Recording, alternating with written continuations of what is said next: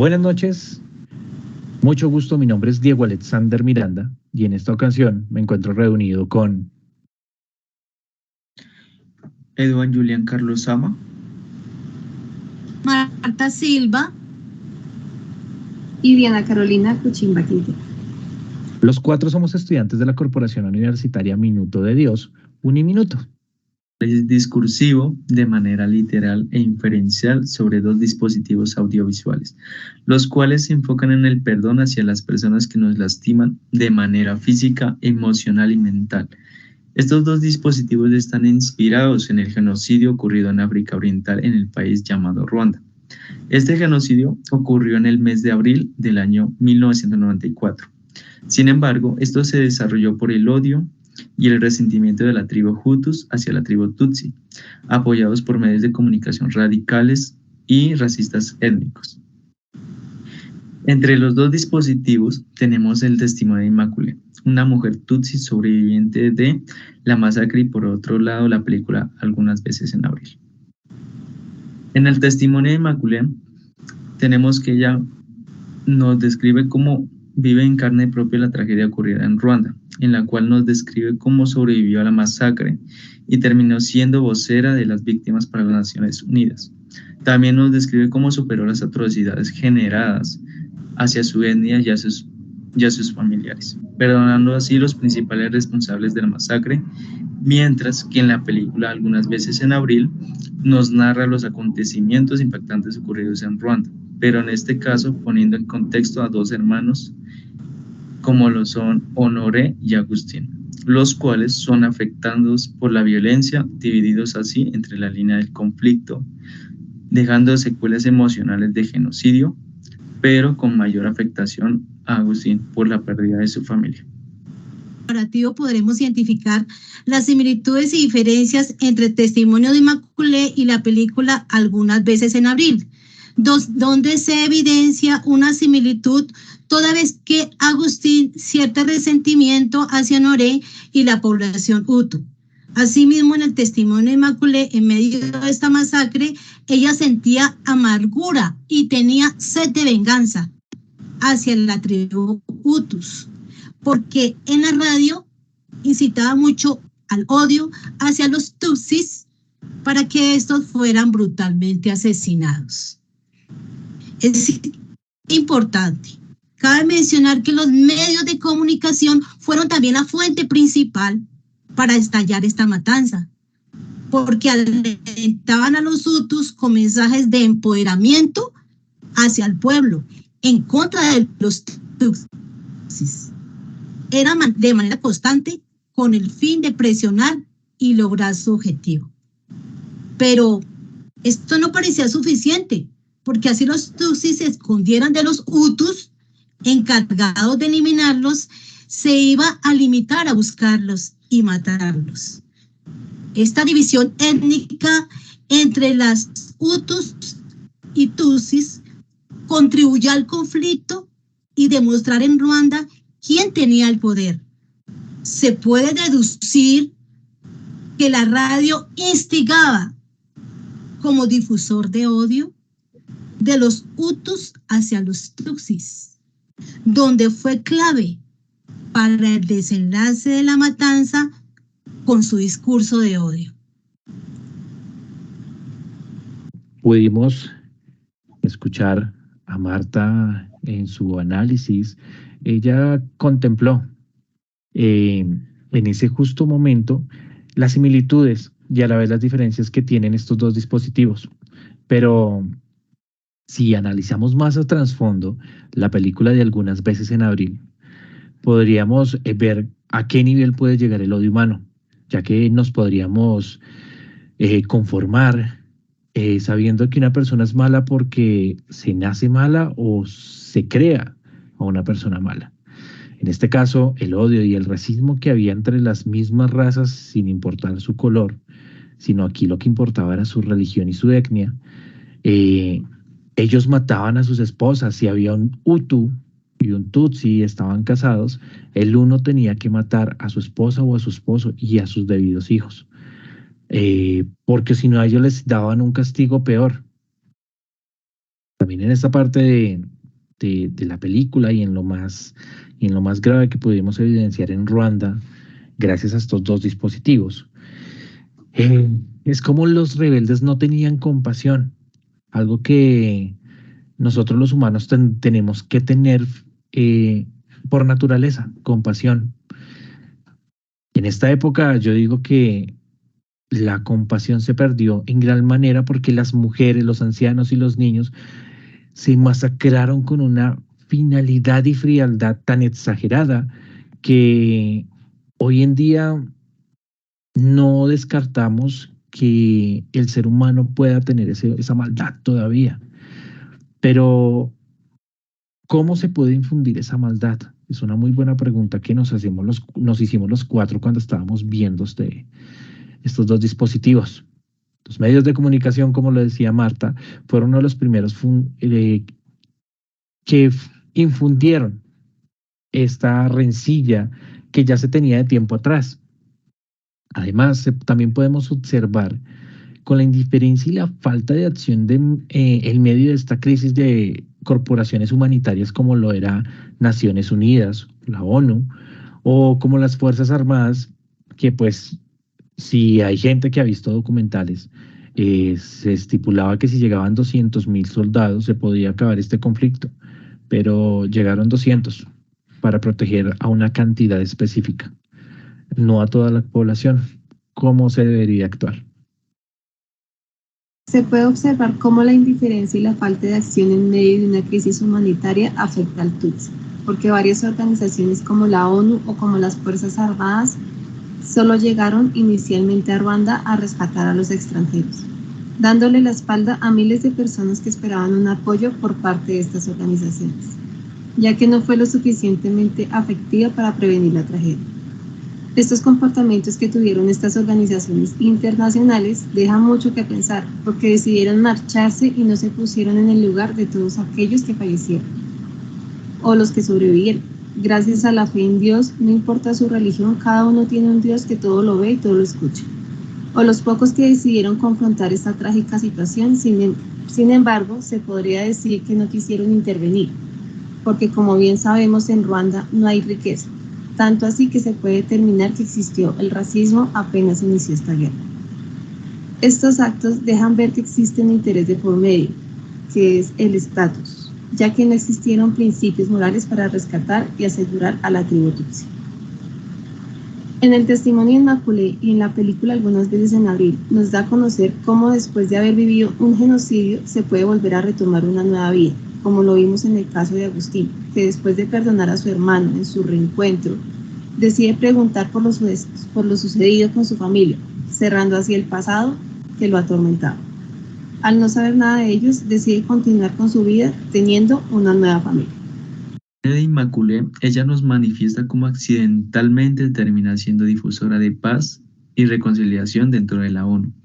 Por lo tanto, a ella esto le ve como una oportunidad para transmitir la experiencia vivida y así retomar su vida, logrando liberar ese resentimiento y ese odio a través del perdón. Así perdonando a las personas que le causaron daño, demasiado daño emocional, físico y también mental, como lo es en el momento en que ella perdió a sus familiares por causa de estas personas que le arrebataron sus familiares. Por lo tanto, esto implica que hay que librarse de ese resentimiento y la amargura hacia quienes nos han hecho daño, aunque pueda ser desafiante el perdón, a menudo se percibe como una herramienta poderosa para la curación emocional y la paz interior. En conclusión, podríamos ejemplificar estos dos dispositivos con algunas preguntas, pero al grupo tengo una pregunta exacta que me gustaría que todos participaran y respondieran. Para ustedes, ¿qué es el odio y cómo los impacta en su entorno? Julián, para usted, ¿qué es el odio y cómo lo impacta? Para mí el odio es más que todo como un sentimiento de diferencia sobre una persona, en el cual donde uno le tiene como cierto no le tiene cierto afecto hacia esa persona, incluso le tiene cierta ira por algún hecho que esa persona nos ha hecho hacia nosotros. Pero yo quiero también hacerles, fuera de esa pregunta, quiero hacer otra pregunta para que también me respondan. Ruanda, en la actualidad, ¿ustedes saben qué pasó con Ruanda en la actualidad? ¿Sabe qué es Ruanda hoy en día? ¿Alguno de ustedes sabe? Bueno, les voy a comentar qué pasó con Ruanda hoy en día. Ruanda, después de todo ese conflicto que duró tanto tiempo, y el dictador, porque no fue un presidente, sino fue un dictador, se fue, lo sacaron. Ruanda hoy en día es una de las potencias en África. Es uno de los países que está avanzando más rápido hasta que China, porque hay documentales que yo he visto que dicen que es un país que está avanzando mucho. Y se preguntarán qué pasó con estas dos etnias. El presidente actual prohibió que en los documentos de ciudadanía se colocara qué etnia pertenecía a usted, para que nadie supiera usted a qué o qué, de cómo se tenía que clasificar cada grupo de personas. Entonces, Marta, si a usted le llega a pasar algo así, un conflicto de esa manera,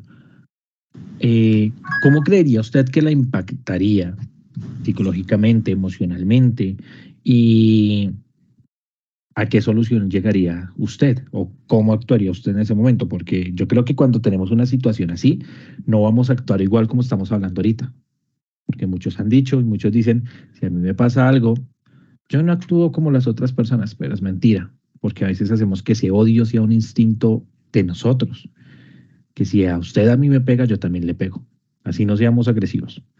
Pero entonces, Marta, ¿usted cómo actuaría? Y para usted, ¿qué es el odio? Que también es algo que me gustaría que usted me respondiera. Bueno, pues a mí me parece que el odio es como un sentimiento que yo tengo porque me hieren, porque me causan daño. Entonces, cuando yo siento odio, ese sentimiento cuando yo siento que me agreden o que le pasa algo a mi familia o a un entorno. Y pues yo admiro mucho a Immaculée. ¿Por qué? Porque Immaculée perdonó a pesar de que le mataron toda la familia. Hay personas que no perdonan porque obviamente le matan al papá, no perdonan. Pero Immaculée nos da un gran ejemplo de perdón. Uno hay veces odia por cosas muy pequeñas, ¿sí? Pero realmente uno no debe ponerse a odiar por cosas tan insignificantes, porque realmente lo que nos demostró ella es que nosotros sí podemos tener ese sentimiento de perdón. Si la humanidad realmente perdonara, ¿sí? No habrían guerras. Si la gente se amara entre sí, como dice Dios, ama a tu prójimo como a ti mismo, pues realmente no surgiría nada de estas guerras ni nada de eso, se podría evitar. Es más, Immaculée decía eso cuando estaba en el testimonio. Ella decía que si realmente nosotros sintiéramos ese sentimiento de perdón y no de venganza, no se generarían guerras. Entonces, pues, esa es mi opinión. Carolina, te voy a hacer las mismas preguntas, quiero escucharte. Para ti, ¿qué es el odio y cómo te impacta a ti en tu entorno? Bueno, para mí el odio es como un sentimiento como de resentimiento. Es algo que representa como algo muy negativo, ¿no? Porque cuando odiamos a alguien, pues, ¿qué le podemos decir a una persona que odiamos? Malas palabras, desearle el mal, pues muchas cosas uno puede desearle a esa persona, ¿sí? Entonces para mí digamos que eso es como acciones que perjudican a la otra persona de tal manera, ¿no?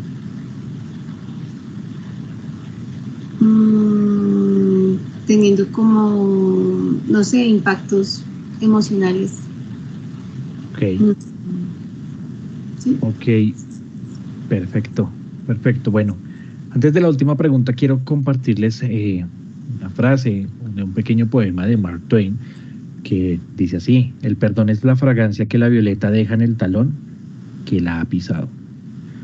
Digamos, en mi caso soy un lector de poesía y soy un lector, consumo libros.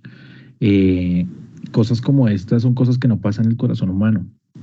Alguna vez alguien me dijo mientras trabajaba que tenía que amar como lo hizo Jesucristo y que el ser humano no tiene ese corazón para amar de esa manera y perdonar de esa manera. Ahora, la última pregunta que les haría ya para despedirnos, ¿qué es el perdón para ustedes? ¿Y cómo llegarían ustedes a perdonar a una persona que les ha hecho tanto daño? ¿Y cómo creen que el perdón puede cambiar nuestro país o puede cambiar su entorno, su familia? Creo que yo soy uno de los pocos que ha hablado, por el hecho de las preguntas, pero quiero decir algo sobre el perdón.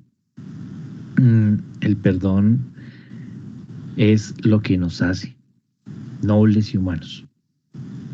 El perdón es algo que nos hace crecer, como les decía con Ruanda, cuando se aprendió a alejar esa rencilla que se tenía en estas dos tribus y aprender a crecer en conjunto. Ruanda hoy en día, hoy al 2023, es uno de los países que ha tenido mayor crecimiento en el mundo. Y creo que es importante aprender del perdón y del crecimiento interno de la población en Ruanda. Entonces, Carolina, para usted, ¿qué sería el perdón? ¿Y cómo usted perdonaría a alguien que le ha hecho tanto daño? Y cuando termine, Carolina, esas dos mismas preguntas van para Marta y para Julián. De pronto, para yo poder perdonar a alguien, siento que le daría el perdón a esa persona, pero liberándome yo como de ese sentimiento, como de resentimiento, ¿sí? Porque es algo negativo que nos carga. Y como que dándole a entender a esa persona que odiamos, que si la perdonamos no es para que repita el mismo proceso, o sea, la misma situación que hizo, sino hacerle caer a esa persona que tiene que mejorar ese aspecto de su vida, o que no puede volver a repetir eso porque trae consecuencias negativas sobre nosotros. Para mí eso sería el perdón. Bueno, Marta. Para mí, pues,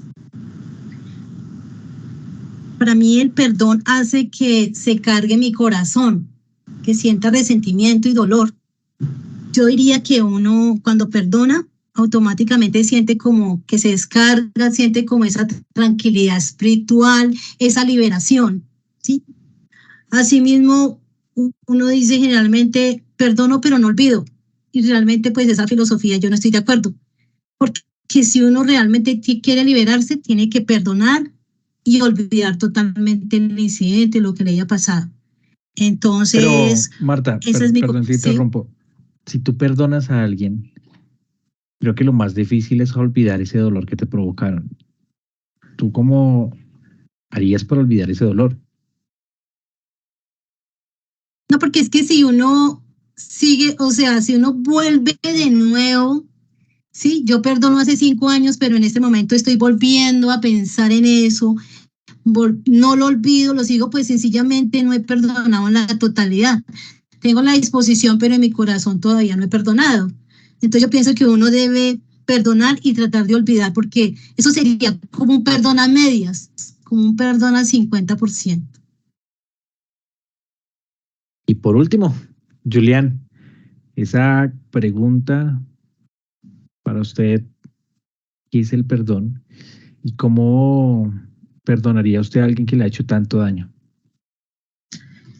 El perdón, la verdad es que es una palabra bastante compleja, porque es un sentimiento, o sea, básicamente es como algo que es difícil de perdonar hacia una persona, ¿sí?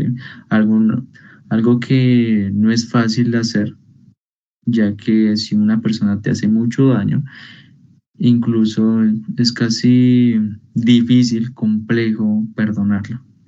Pero hay muchas personas, como lo hizo, en este caso lo hizo Immaculée lo dice en su discurso, que ella perdonó a las personas que asesinaron a sus familiares. Esos son personas que tienen bastante valor para perdonar.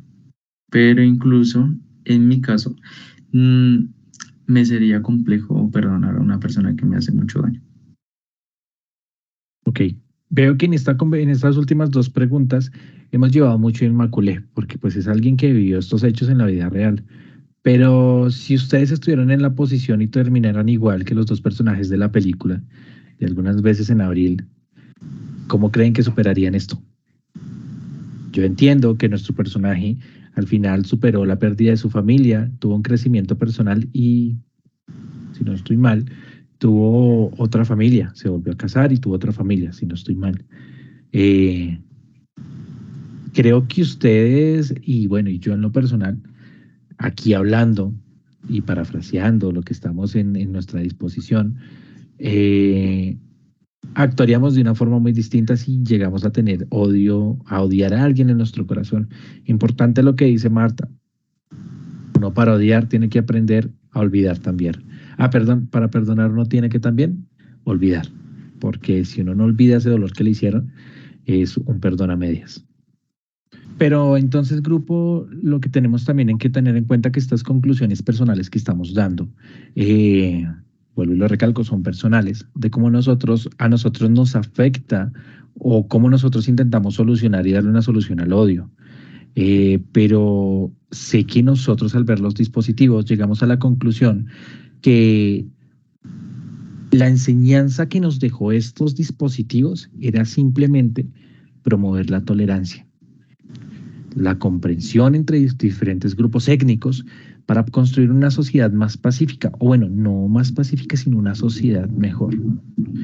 También en muchos de estos casos, como vimos dentro de los dos dispositivos y como sabemos por otros temas exteriores, es la importancia de la fe y lo que estábamos hablando también, que es la importancia del perdón. Y esa superación personal que nos lleva a grandes cosas como pasó en el testimonio de esta mujer. No siendo más, muchachos, me despido dejando este gran trabajo que hicimos los cuatro como una promoción de la paz. Y no siendo más, muchas gracias por compartir este espacio y me despido.